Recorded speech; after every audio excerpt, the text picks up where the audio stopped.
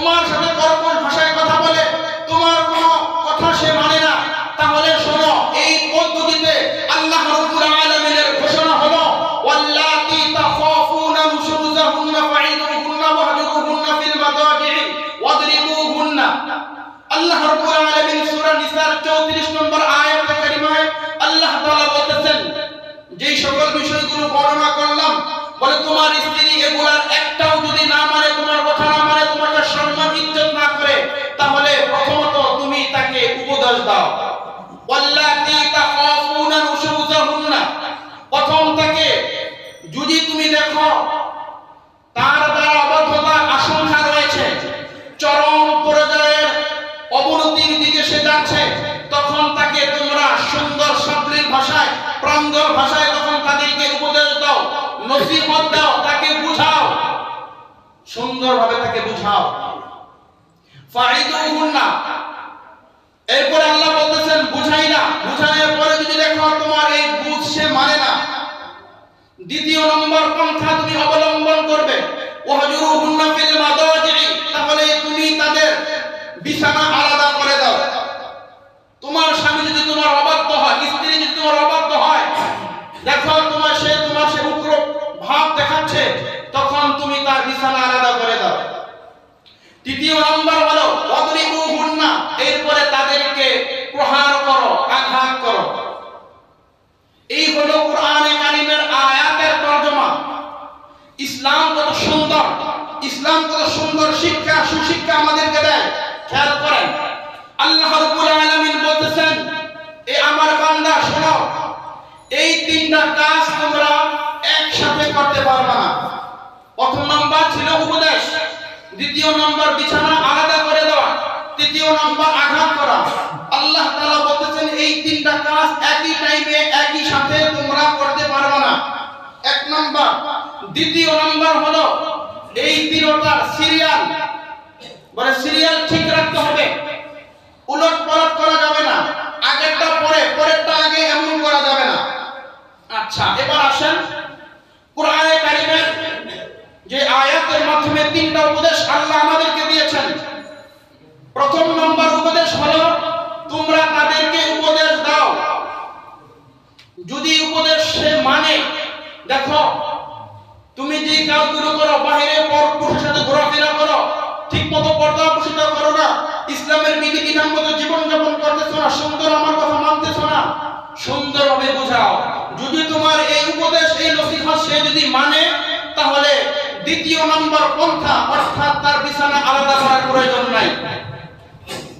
এবারে দেখলাম তোমার সুন্দর প্রাঞ্জল ভাষার এই বক্তৃতা, এই কথা সে মানে না, তোমাকে সে কোনো পরোয়া করে না, তখন তুমি এবার উপদেশ বাদ দিয়ে দ্বিতীয় পন্থা অবলম্বন করো, অর্থাৎ তার বিছানা আলাদা করে দাও। সোজা বাংলা কথা, তার সাথে মিলামিশা বন্ধ করে দাও।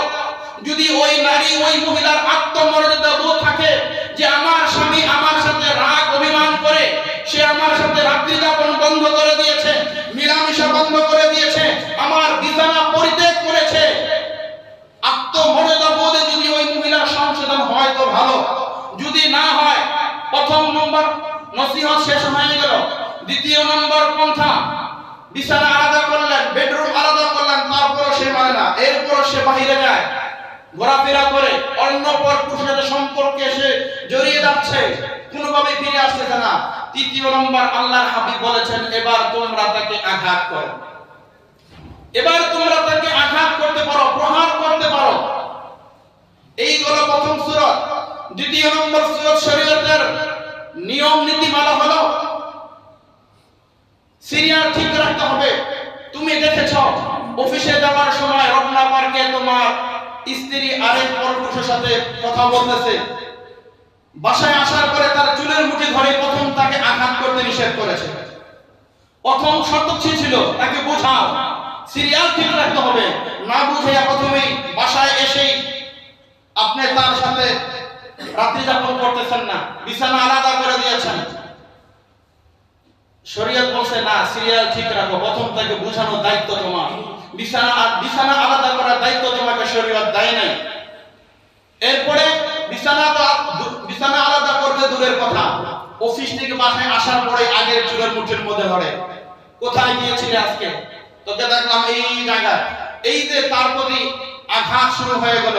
শরীয়ত বলে না, সে অবাধ্যতা করতেই পারে, সে উগ্রপন্থী হতেই পারে, নাই করতে পারে, গুনাহে জড়িয়ে যেতে পারে। প্রথম তুমি তাকে সুন্দরভাবে বলে সুন্দর সুন্দর মধুর ভালো ভালো কথা বলে তাকে বোঝাও।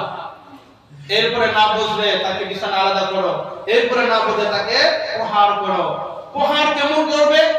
বলে থাপ্পড়, কিল, ঘুষি, লাঠি, এটা বলছে না। ওয়াদরিবু হুন্না দরবান গায়রা মুবাররিহিন। আল্লাহর পয়গম্বর ইসলাম কত সুন্দর, আল্লাহু আকবার।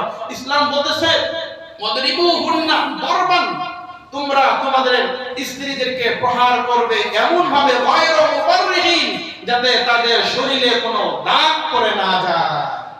বালতা পিটাইয়া বলে মাথা ফাটাইতে কয় নাই, রক্তাক্ত করতে কয় নাই।